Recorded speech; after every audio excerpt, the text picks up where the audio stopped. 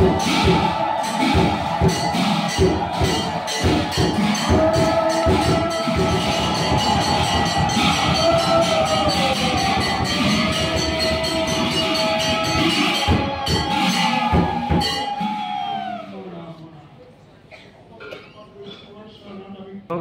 শ্ৰীমন্ত শংকৰদেৱৰ শ্ৰীচৰণত প্ৰণিপাত জনায়। যশোৱাৰ লাল কংসৰ কাল নন্দৰ নন্দন উদ্ধৱৰ বন্দন, গোপিনীৰ মন দৈৱকীৰ ধন, গোৱালৰ গোপাল আৰু ভকতৰ কৃপাল স্বৰূপ, সৰ্বজ্ঞ সৰ্বব্যাপ্ত সৰ্বাশ্ৰয়ী সৰ্বশক্তিমান পৰম পুৰুষ পৰমানন্দ পৰম ঈশ্বৰ পৰম কৃপালু ভগৱান কৃষ্ণৰ বাংময় স্বৰূপ শ্ৰীমদ ভাগৱতক সাষ্টাংগিক প্ৰণাম জনায়। বৈকুণ্ঠৰ কল্পতৰু নাম বস্তুভাগক সাৰোগত কৰি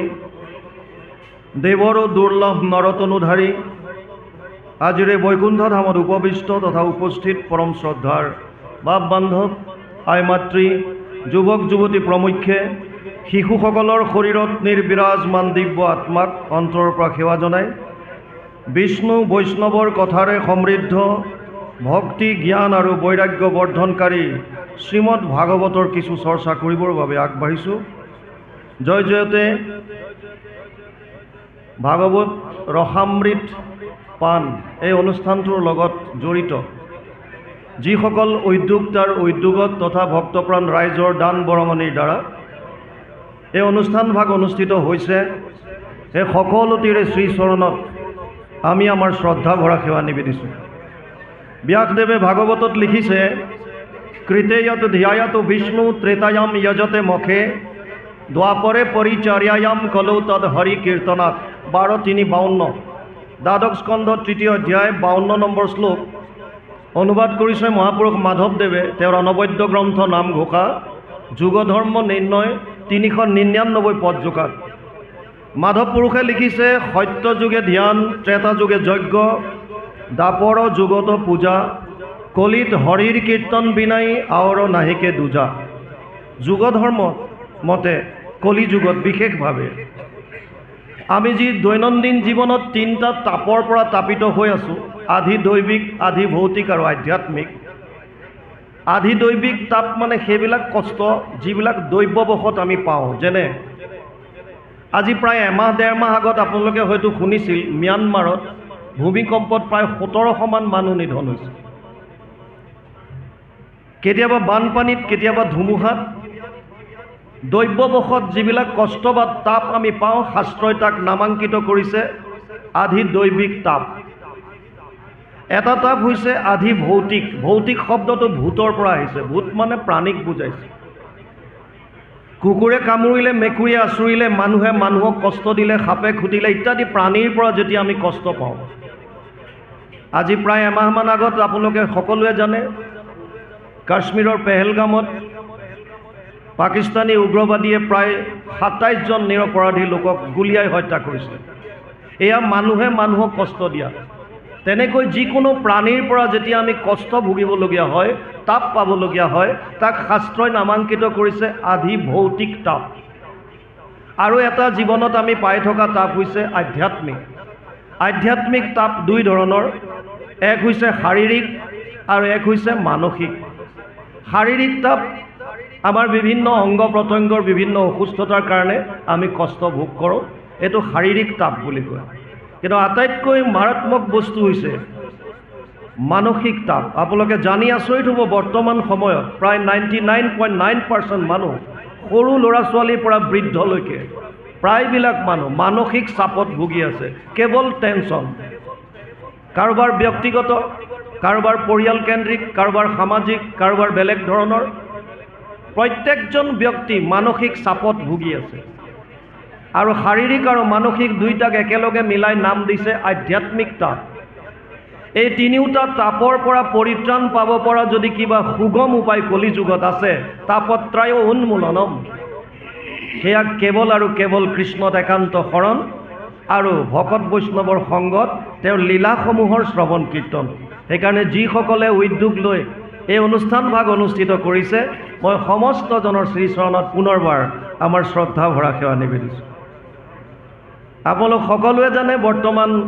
অসমত ভাগৱতৰ জোৱাৰ উঠিছে। অনলাইন হিচাপে হওক প্ৰত্যক্ষভাৱে হওক ছ'চিয়েল মিডিয়াৰ জৰিয়তে হওক ইউটিউবৰ দ্বাৰা ইনষ্টাগ্ৰামৰ দ্বাৰা ফেচবুকৰ দ্বাৰা যেনেকৈ নহওক শ্ৰৱণ কৰিছে খুব ভাগৱতৰ জোৱাৰ উঠিছে কিন্তু ব্যাসদেৱে পদ্মপুৰাণত লিখিছে এতদস্মাৎ পৰম কিঞ্চিত মনশুদ্ধে ন বিদ্যতে জন্মান্তৰে ভৱেৎ পুণ্যম তদা ভাগৱতম লভেৎ পদ্মপুৰাণ উত্তৰখণ্ড ভাগৱত মহাত্ম প্ৰথম অধ্যায় 12 নম্বৰ শ্লোক তাত কৈছে যে মানুহৰ মনৰ ভাৱ শুদ্ধ কৰিবৰ কাৰণে ভাগৱততকৈ শ্ৰেষ্ঠ গ্ৰন্থ আৰু একো নাই যিমান গ্ৰন্থ আছে যিমান তাৰ ভিতৰত মানুহৰ মনৰ ভাৱ শুদ্ধ কৰিবৰ কাৰণে কেৱল আৰু কেৱল ভাগৱত গ্ৰন্থই আছে বুলি ব্যাসদেৱে লিখি থৈ গৈছে আৰু ইণ্টাৰেষ্টিং কথাটো হ'ল সেই ভাগৱত ভাগে বৰ্তমান আমি সকলোৱে শ্ৰৱণ কৰি আহিছোঁ লগাতাৰ এতিয়া ব্যাসদেৱৰ যদি কথাটো সত্য হয় আৰু যদিতো আচলতে শংকা থাকিব নালাগে তেওঁ ভগৱানৰ অৱতাৰ ব্যাস নামে ভৈলা সত্যৱতীৰ সন্ততি দেখিলাহা প্ৰজা ভৈলা অতি অল্পমতি কৰিলা অনেক শাখা চাৰিও বেদৰ ভাৰত পুৰাণ শাস্ত্ৰ নিৰ্মিলা বিস্তৰ চতুৰ্বিংশতি অৱতাৰ কীৰ্তনত গুৰুজনাই লিখি থৈ গৈছে তে সেইফালৰ পৰা চাবলৈ গ'লে ব্যাসদেৱে লিখা প্ৰতিটো শব্দ ভগৱান কৃষ্ণৰ মুখৰ বাণী যদি সেইটো হয় তেতিয়াহ'লে আমাৰ মনৰ ভাৱবিলাক শুদ্ধ হ'ব লাগে ভাগৱত শুনাৰ লগে লগে আৰু যদি মনৰ ভাৱ শুদ্ধ হয় তেতিয়াহ'লে সমাজত কোনো ধৰণৰ অপকৰ্মবিলাক হ'ব নালাগে চোৰ ডকাইত ধৰ্ষণ লুণ্ঠন হিংসা কাম ক্ৰোধ এইবিলাক চব সমাপ্ত হ'ব লাগে কাৰণ আমি ভাগৱত শ্ৰৱণ কৰিছোঁ কিন্তু যদি আমি সমাজখনলৈ যদি লক্ষ্য কৰোঁ তেতিয়াহ'লে দেখা পাওঁ যে এতিয়াও সমান্তৰালভাৱে পেৰেলেলি ধৰ্মও গৈ আছে লগে লগে অপকৰ্মবিলাকো আমি কৰি আছোঁ তেতিয়া ঘটনাটো ক'ত গণ্ডগোল আছে ব্যাসদেৱৰ কথা মিছা হ'ব নোৱাৰে ভাগৱত শুনিলে ভাৱ শুদ্ধ হ'ব খাটাং আৰু আমি শুনিছোঁ এইটোও সত্য তথাপিও মনৰ ভাৱ শুদ্ধ হোৱা নাই কেনাটো ক'ত নাম্বাৰ 1 যেনেকৈ শুনিব লাগে হয়তো আমি তেনেকৈ শ্ৰৱণ কৰা নাই আনুষ্ঠানিকতা ৰক্ষা কৰি হয়তো আমি ভাগৱত শ্ৰৱণ কৰিছোঁ 1 নম্বৰ কাৰণ হ'ব পাৰে 2 নম্বৰ কাৰণ হ'ব পাৰে ভাগৱতত থকা কথাবিলাক আমাৰ দৰে যিসকল আলোচক আপোনালোকে নিমন্ত্ৰণ দিয়ে আমি হয়তো তাক শুদ্ধ ৰূপত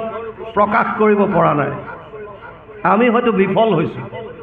3 নম্বৰ কাৰণ হ'ব পাৰে যদিও ইমান ভাগৱতৰ প্ৰচাৰ চলিছে এতিয়াও হয়তো এটা চামে ভাগৱত শ্ৰৱণ কৰাৰ পৰা নিজক আঁতৰাই ৰাখিছে কাষতে ভাগৱত হৈ আছে মোৰ শুনিবলৈ মন নাই আৰু 4 নম্বৰ কাৰণ হ'ব পাৰে শুনাটো শুনিছোঁ বুজাটো বুজিছোঁ কিন্তু মানিবলৈ ইচ্ছা নাই যেনেকৈ ভগৱান কৃষ্ণ শান্তিদূত হৈ যেতিয়া হস্তিনাপুৰ গৈছিল কুৰুক্ষেত্ৰ যুদ্ধৰ প্ৰাক মুহূৰ্তত দুৰ্যোধনক কৈছিল দাদা দুৰ্যোধন এতিয়াও সময় আছে যদি তুমি কুৰুক্ষেত্ৰৰ যুদ্ধ হোৱাটো নিবিচাৰা তুমি মোৰ উপদেশ মানা কি কৰিব লাগিব মাত্ৰ 5খন গাঁও দিয়া মই পঞ্চ পাণ্ডৱক বুজাই দিম দুৰ্যোধনে ক'লে 5খন গাঁওটো দূৰৰ কথা মই বেজীৰ আগত উঠা মাটিকণো বিনা যুদ্ধত নিদিওঁ আৰু তেতিয়া ভগৱান কৃষ্ণই প্ৰশ্ন তেওঁক বুজাইছিল যে হে দুৰ্যোধন তুমি ধৰ্ম কি জানানে নাই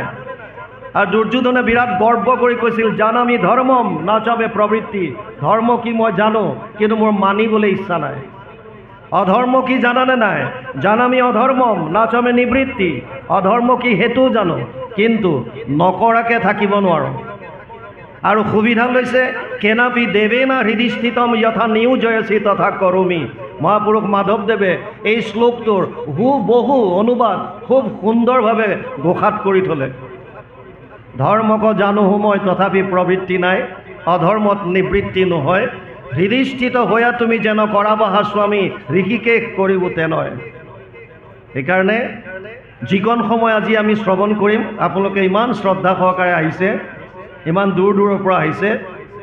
ধৰি লওক আজি এটা প্ৰতিযোগিতা চলিছে শ্ৰৱণৰ আপোনালোক এগৰাকী প্ৰতিযোগী গতিকে আপোনালোকৰ মাজতে বিচাৰ হ'ব কোনজন প্ৰকৃত শ্ৰোতা 3 ঘণ্টা 4 ঘণ্টা যিকণ সময় হয় একান্ত মনে শুনক এইকণ সময় জীৱনত কেতিয়াও পাহৰিব নোৱাৰিব আৰু আজি যিটো অধ্যায় আমাক উলিয়াই দিছে ইয়াত বহুতখিনি প্ৰতিটো পদত ইয়াত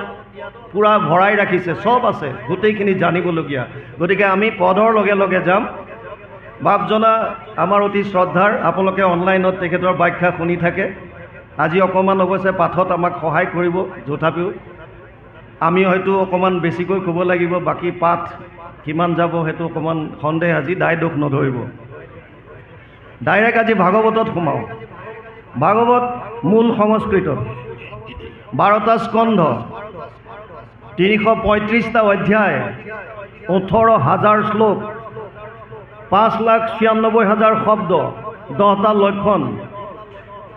অত্র স্বর্গ বিসর্গস স্থানম পোষণম উতয় মনন্তর এসব অনুকথা নিরোধ মুক্তি আশ্রয় 10টা লক্ষণ ভাগৱত 2:10:1 দ্বিতীয় স্কন্ধ 10ম অধ্যায় প্ৰথম শ্লোক ভাগৱত তাত কৈছে স্বৰ্গ বিসৰ্গ স্থান পোষণ উতি মনন্তৰ ঈশানু নিৰোধ মুক্তি আশ্ৰয় 10টা লক্ষণ ভাগৱতে কৈছে তৃতীয় স্কন্ধৰ পৰা লক্ষণসমূহ আৰম্ভ হৈছে প্ৰথম আৰু দ্বিতীয় জাষ্ট ভাগৱতৰ পাতনি আৰম্ভ কৰিছে প্ৰথম আহিছে লক্ষণ স্বৰ্গ তৃতীয় স্কন্ধ স্বৰ্গ মানে আদি সৃষ্টি আমি নাম গাওঁ কোটি কোটি ব্ৰহ্মাণ্ডৰ হৰি অধিকাৰী এই হৰি অধিকাৰী হ'ল কোটি কোটি ব্ৰহ্মাণ্ডৰ এই ব্ৰহ্মাণ্ড সৃজন কোনে কেনেকৈ কৰিলে তাৰ বিষয়ে জানিবৰ কাৰণে তৃতীয় স্কন্ধ লক্ষণ নাম দিছে স্বৰ্গ আদি সৃষ্টি চতুৰ্থ স্কন্ধ লক্ষণ বিসৰ্গ ব্ৰহ্মা আদিৰ দ্বাৰা সৃষ্টিৰ বিকাশ কেনেকৈ হ'ল এয়া জানিবৰ কাৰণে চতুৰ্থ স্কন্ধ 31টা অধ্যায়